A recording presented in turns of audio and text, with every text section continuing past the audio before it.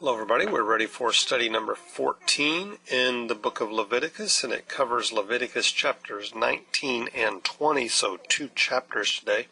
So let's get right into it. Question number 1, what particular attribute of God receives emphasis in these chapters as a ground of obedience to his commands? And question number 2, which one of the 10 commandments do these laws elaborate? And what significant summary of the law of God can be found here? If you have a Bible, open it up to Leviticus chapter 19 and 20.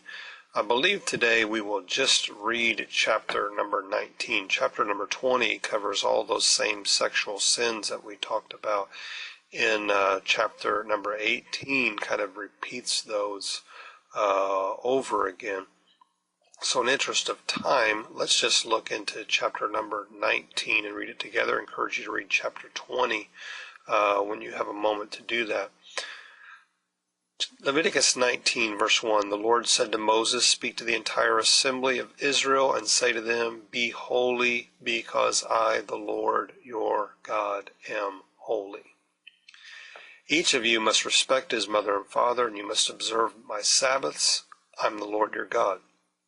Don't turn to idols or make gods of cast metal for yourselves. I am the Lord your God. When you sacrifice a fellowship offering to the Lord, sacrifice it in such a way that it will be accepted on your behalf. It shall be eaten on the day you sacrifice it or on the next day. Anything left over until the third day must be burned up. If any of it is eaten on the third day, it is impure and it will not be accepted. Whoever eats it will be held responsible because he has desecrated what is holy to the Lord, and that person must be cut off from his people. When you reap the harvest of your land, don't reap to the very edges of your field or gather the gleanings of your harvest. Do not go over your vineyard a second time or pick up the grapes that have fallen. Leave them for the poor and the alien. I am the Lord your God. Don't steal, don't lie, don't deceive one another, don't swear falsely by my name and so profane the name of your God. I'm the Lord. Do not defraud your neighbor or rob him. Don't hold back wages of a hired man overnight. Don't curse the deaf or put a stumbling block in front of the blind. But fear your God. I am the Lord.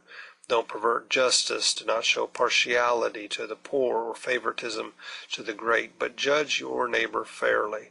Do not go about spreading slander among your people. Don't do anything that endangers your neighbor's life. I am the Lord. Do not hate your brother in your heart. Rebuke your neighbor frankly, so you will not share in his guilt. Do not seek revenge or bear a grudge against one of your people, but love your neighbor as yourself. I am the Lord. Verse 19.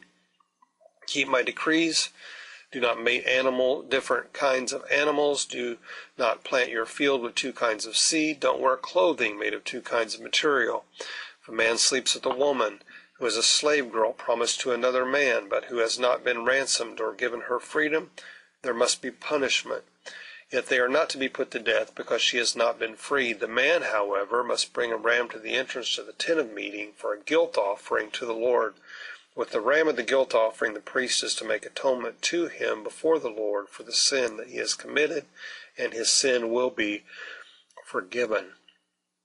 Verse 23, when you enter the land and plant any kind of fruit tree, regard its fruit as forbidden. For 3 years you are to consider it forbidden, and you may not eat it. In the 4th year, all of its fruit will be holy, an offering of praise to the Lord. But in the 5th year, you may eat its fruit. In this way your harvest will be increased. I am the Lord your God. So you have to wait 4 years before you can even begin to eat anything on the 5th year. But God says, in that way, your harvest will be increased. Do not eat any of the meat with the blood still in it. Do not practice divination or sorcery. Don't cut the hair at the sides of your head or clip off the edges of your beard. Don't cut your bodies for the dead or put tattoo marks on yourself. I am the Lord. Let's just stop right there.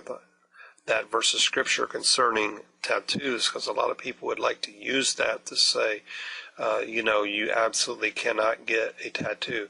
Now, my take on tattoos is this. I don't think they're a good idea because they're permanent. A decision you may feel is great at 16 or 18 or 21 or 25 may not seem like so hot of a decision 10 years later.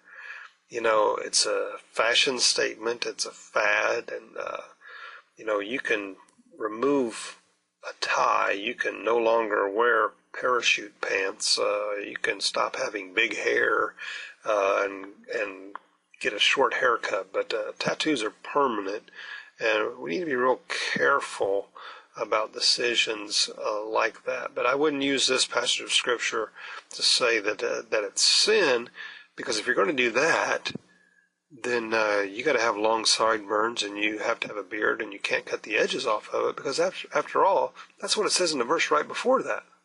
Okay? Verse 29, don't degrade your daughter by making her a prostitute, or the land will turn to prostitution and be filled with wickedness. Observe my Sabbaths and have reverence for my sanctuary. I am the Lord. Do not turn to mediums or seek out spiritists, you will be defiled by them. I am the Lord your God. Rise in the presence of the aged, show respect to the elderly, revere your God. I am the Lord.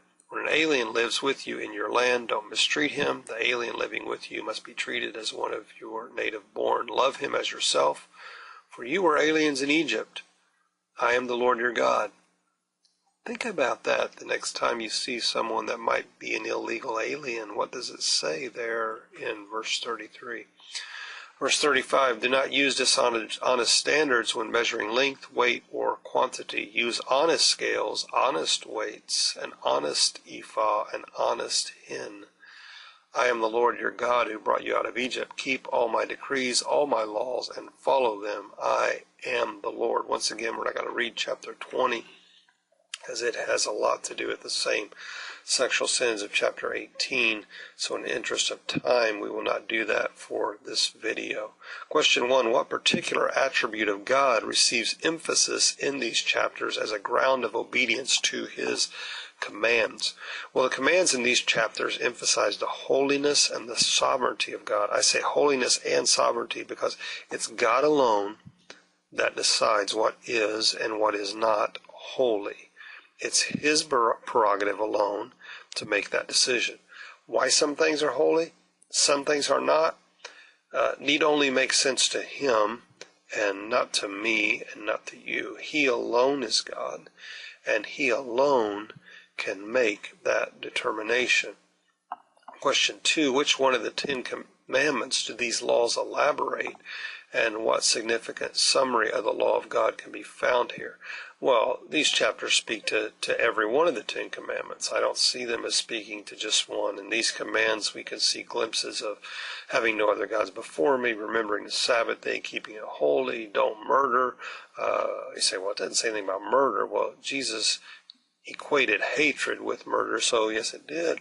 Not worshiping other images, etc. In one form or another, I think all the 10 commandments are outlined in this passage of Leviticus in these 2 chapters.